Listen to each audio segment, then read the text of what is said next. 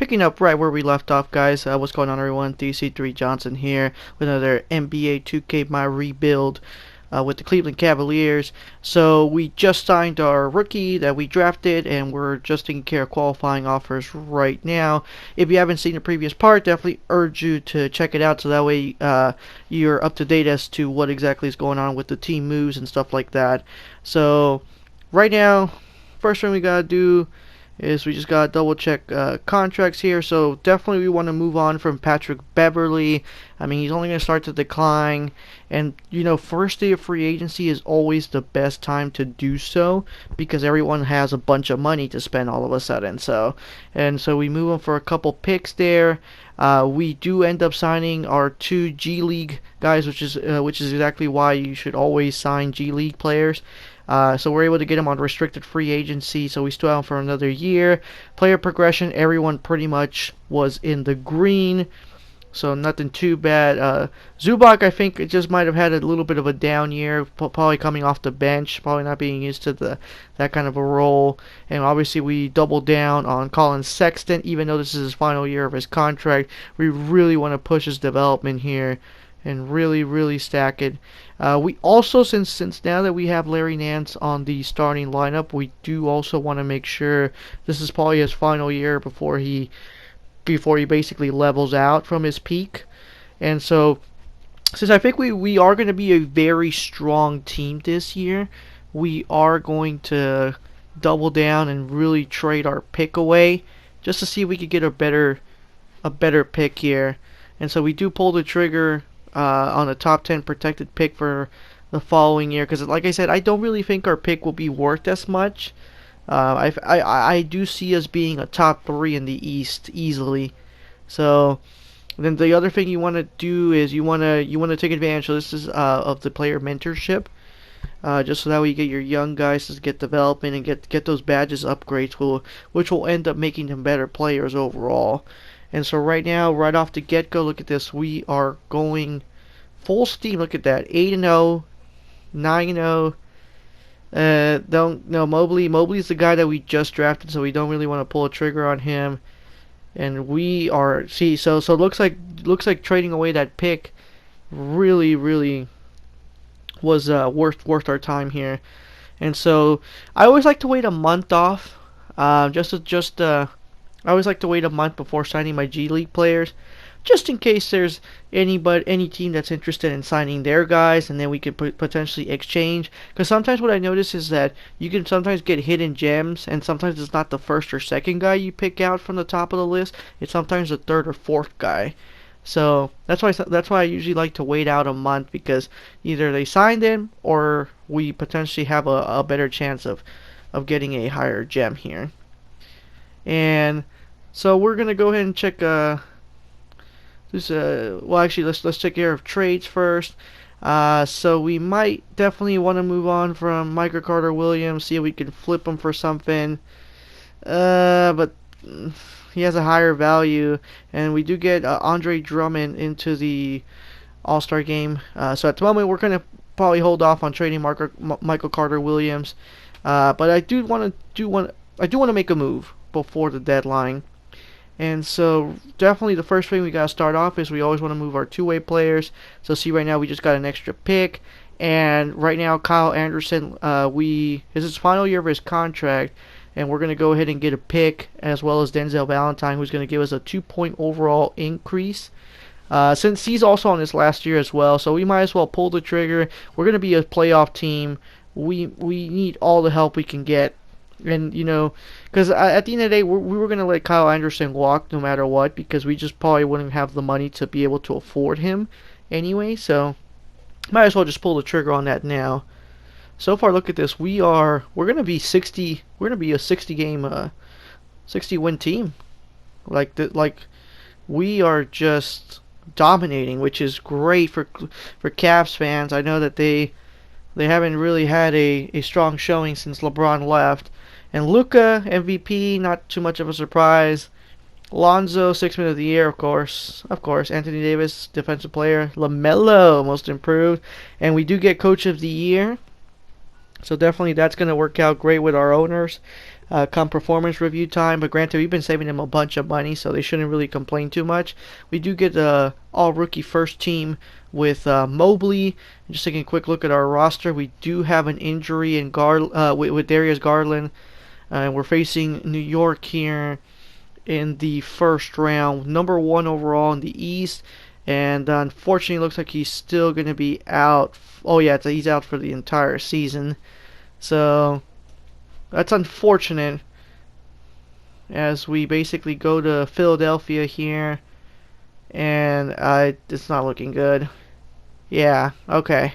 So we go down in 6, which with Joel Embiid and Ben Simmons, that's not really much of a surprise, and they swept Milwaukee. That's fabulous. But it looks like LeBron. Oh, it almost came down. It was a 7-game series, so they have Josh Richardson, DeRozan, and Mitchell Robertson from the Knicks. So that completely makes sense. But wow, it was a lot closer than I thought it was going to be with LeBron and AD. So far, opposing teams, so after 3 fouls, that's the only thing that changes. We do potentially have a top pick, but of course the Wizards, since they had a protection on it, actually the top 10, I just realized the top 10 that was protected, so it's gonna fall onto us the following year basically. So what we're gonna do is we're gonna go ahead and see if we can trade this pick away. So we trade for next year for a 2023 pick basically, because our picks were like down the latter half of the draft, which means they weren't going to be good, to be honest. And as you notice, we had a bunch of people on our team options list, and look at this, we have 3 qualifying offers for restricted free agents basically. We obviously are going to pull the trigger on Colin Sexton and really get him on a long-term deal, but because he doesn't have any offers, I went ahead and did not offer the 5% increase or the 8%. I went straight for the 0. That's going to save you a bunch of money, and it's going to help you with retaining your players long-term, because remember, the NBA does have a hard cap, and you're not allowed to go above that hard cap. And unfortunately, that's the one thing that 2K hasn't really gotten realistic, is after a while you'll see that all the teams have a bunch of like $200 million salaries, even though realistically that would never happen in the NBA. So we got rid of the cap hold on Michael Carter Williams, sorry, to make a lot of space, and we got Luke Kennard with the money we had. We have about $18 million in cap room, and we do have our 2 guys that we do end up keeping again for a second year. So this potentially means we will have bird rights on them the following year. We could definitely make a long-term deal with them. Player progression, still everybody in green. Looks like the All-Star game is going to be held in New Orleans for the following year. And we are going to focus on Drummond, since Drummond, that's his basically his final year of his prime. And we're going to go ahead and also double down on Luke Kennard, since we're signing him to an $18 million deal for 4 years. Again, if you noticed, it was a 0% increase for his contract. So definitely, unless another team is bidding with you, you always want to keep it at 0. Unless, like I said, unless another team is bidding against you and your guy has offers already, then no reason at all why you should offer 5 or 8%. Just offer straight up 0%. You'll save yourself a bunch of money, and you'll allow yourself to have room for future years basically, because then otherwise you have to start getting rid of players, and you definitely don't want to do that. So let's go ahead. It's November time, so let's go ahead and sign some G League players here and see what we can do. So we're gonna sign Whitney and other things, so that way it can help us with our trade. So we do have our trade block list on our left and our untouchables on the right, so that way we stop getting a bunch of offers midway through the season and hopefully get this simulation to be done a lot faster. So we do get an offer for Osman. Unfortunately, we haven't been using him at all. He is down to his team option, and his potential, I think, is somewhat decent, a B+, while Winslow is an A-. So we're going to go ahead and pull the trigger on this and accept this trade. Might as well get a slight increase. Remember, we want to build depth in case of injuries. Like, look what happened this past year with Garland. We lost him, and looks like we weren't able to stretch the floor out after that. So But again, these trade offers, hopefully, I mean, the good thing is it's going by really quick, which is what's great. And we do get the offer to move one of our two-way players for in exchange for 2 picks from Milwaukee. So we go ahead and pull the trigger on that. Again, Drummond and Colin Sexton actually on the bottom left for Team Luca is on the reserves, and that potentially means it's gonna be a significant contract. Because remember, we did get glitched out, and normally I think this is gonna happen for a lot of cases. Your players are going to accept a qualifying offer. So for that 1 year, you'll be good because you'll be paying them $3 million. But then in our case, we're gonna have to pay him out a bunch of money because of the fact that now he made an All-Star appearance. So that $29 million that we offered, that potentially becomes like $30 to $32 million now. Which it doesn't sound like a lot. It doesn't sound like a lot, but it can make a difference in your salary cap. Again, Coach of the Year honors, and so far it looks like everyone is here. I mean, they do have us wanting to put Porter Jr. in the lineup, which I'm totally okay with. And it looks like, oh, I was gonna say we're gonna get a nice sweep over Detroit. That's fine. A five-game win. I'm sure Andre Drummond would appreciate that. And we're going to face New York again. And we go through them in 5. So now we're in the conference finals, which is going to be great. And we lose 4 in a row. Of course. So let's just double check exactly what happened. So it looks like we lost Kevin Porter Jr., which probably led to the loss there.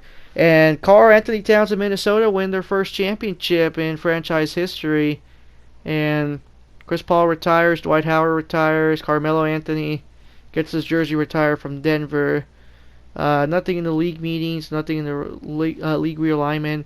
Looks like that Orlando pick might actually work out for us, guys. The one that we traded our picks for last year. So far, looks like, okay, it's down to 3. Let's see, Pacers, no, Toronto. Okay. This is what it comes down to. Oh, Pacers or Cavs. All right. Oh no. Oh. All right, it's all good. Well, I mean, the number 2 pick in the draft for a team that literally made the conference finals, that's fine. So they'll take Eddie Willis. I mean, all these are auto-generated, so the names will never pop up the same for us. But we do get 26 offers here. Let's just take a quick peek here. Ooh, they offer Siakam. Ooh. Zach LaVine. His contract is just. I would love to take Siakam, but we have to literally sign Sexton, Porter Jr., and Darius Garland to long-term deals. So unfortunately, it just doesn't work. Same thing with Lowry. His contract is just so massive that it just wouldn't work. And I'm still, look at this. I'm still trying to debate whether or not I should take the hit. I mean, I absolutely love Pascal Siakam, but I think we're gonna have to take a look at our rookies. I mean, 76 overall. I mean, the only problem with the Euro stash is he's gonna be gone for 2 years, so we'll go ahead and go with Brett Mullis.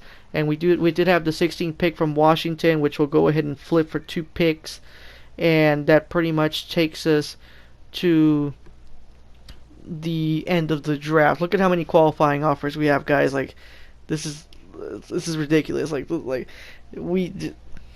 was just no way we could have kept Siakam, honestly. Look at how many guys we have on bird rights. So now this is the 5-year for sure. Sexton can't, unfortunately, activate a qualifying offer because now he's considered an unrestricted free agent. Again, 0% increase since he didn't have any offers at all.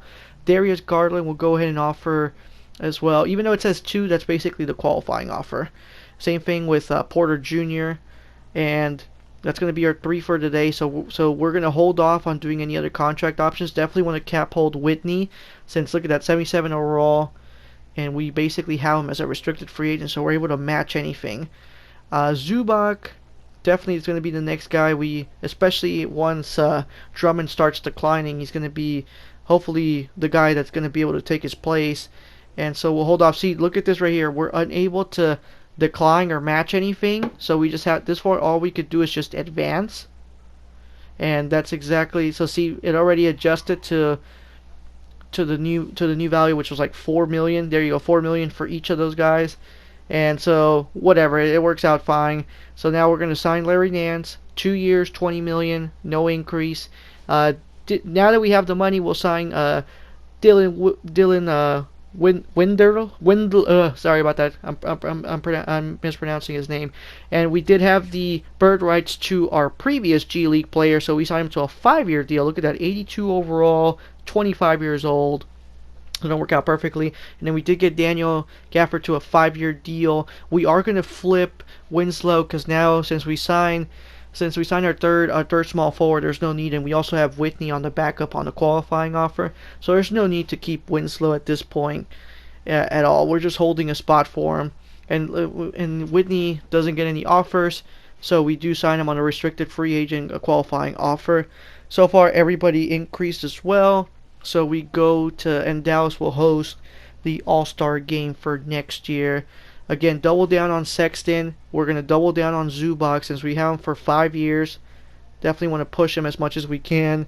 Windler, we're going to go. I don't know what happened there. I must have screwed up. I was like, I'm pretty sure I clicked, but I guess I didn't. And so since we have him for 5 years, might as well push their potentials all the way up to as high as we can. We get the nice win over Orlando here. And we have them again. And ooh, look at that. Two solid wins right off the bat. And let's go ahead and negotiate contracts here.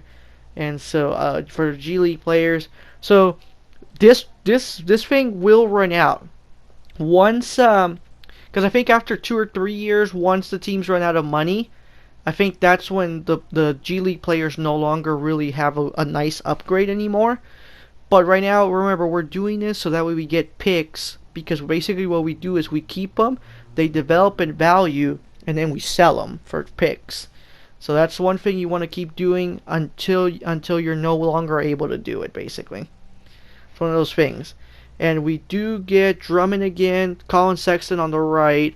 So unfortunately opposing teams here. And so see our guy 82 overall, and we have the opportunity to flip him for a 25th pick as well as a 27th. So far 2 for 2 there on that end, and that pretty much takes us past the trade deadline.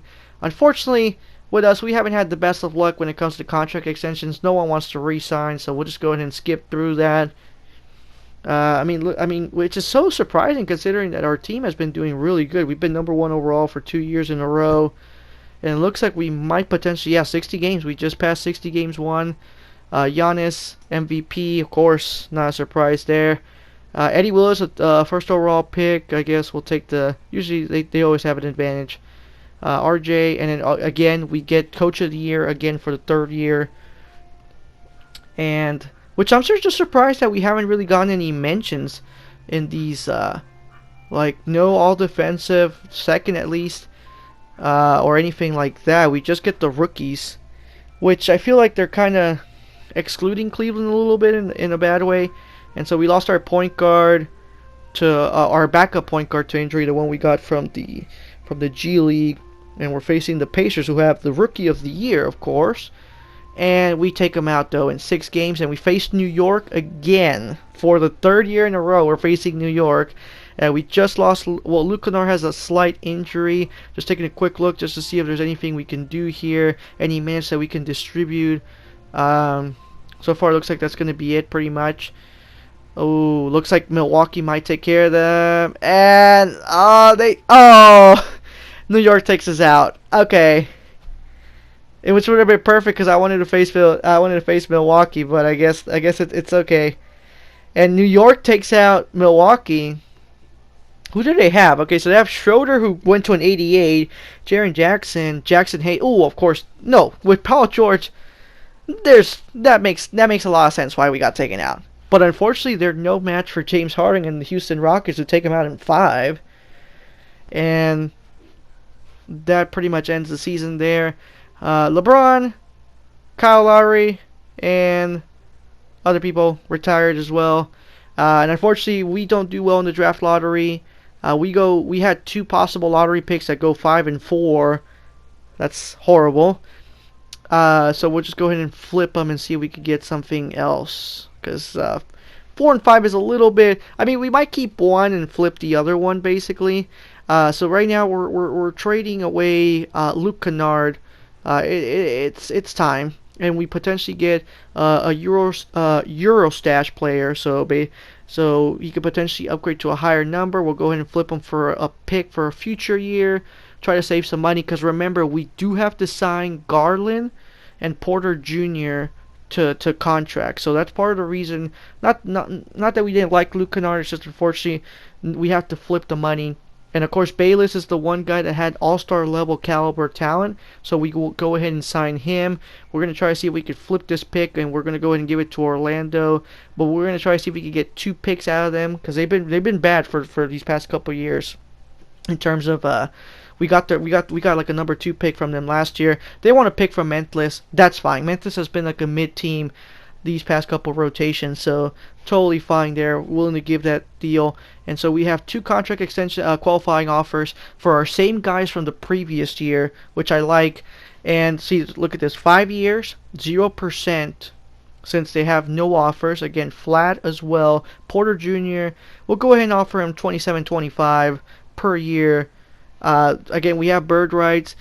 We have rights on Rab, and looks like they might end up going for it, which is going to be great. Unfortunately, we don't have the money to sign Iron Rab, so unfortunately, something went wrong with the recording there. But we basically traded away Larry Nance Jr., who had a $10 million contract, in order to keep Ivan Rabb, basically, because we were unfortunately touching the hard cap. Player progression so far, again, everything's good. No one is in the red, and we should be doing good. So we're going to double down on Garland here, whose potential is an A+, but let's go ahead and do it anyway. Just might as well. And then we'll go ahead and do on the yeah, let's go ahead and do it on Gaffords, because right now Zubac seems to be kind of leveling out, so we might need a second guy to really step up, especially once Drummond again starts declining, basically. Which this might be the year, because I believe this is his final year on the original deal we signed him in the first video. So far we have an average start compared, yeah, so he's undecided. Look at that, 31, 89 overall. Definitely, this is the top, this is the peak of Andre Drummond. We're not going to get any higher than this. Let's, so far, nothing appealing in the trade offers as of now, and it looks like we're able to turn it around.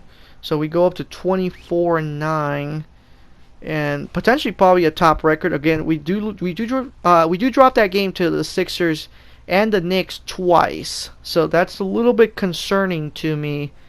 But we'll see how it goes. That regular season sometimes doesn't really translate to playoff wins. Darius Garland makes a playoff appearance. We do have Sexton on the starting lineup for the All-Star team, and unfortunately, this is the year that the glitch, well, not the glitch, but like the thing with the two-way players, it cancels out, so we no longer get any first-round pick offers anymore. Since which makes sense, because we did, for the past couple years, we did auto-generate anyway. So once they auto-generate, unfortunately, they just no longer have a high potential anymore. So the game is evening itself out. The only thing that right now that's affecting the game is all teams are spending 200+ million on salary caps. Don't know why. Unfortunately, it just happens every year.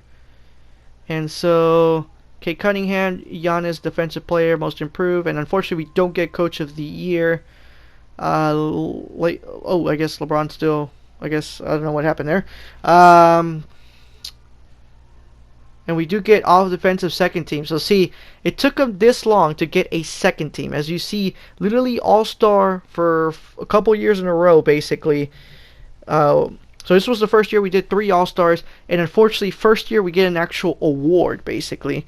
And I'm already checking, and so it looks like he already has a history. So we have Daniel Gafford on the bench pretty much for the rest of the playoffs. We also lost Kevin Porter Jr., who will be very tough to replace.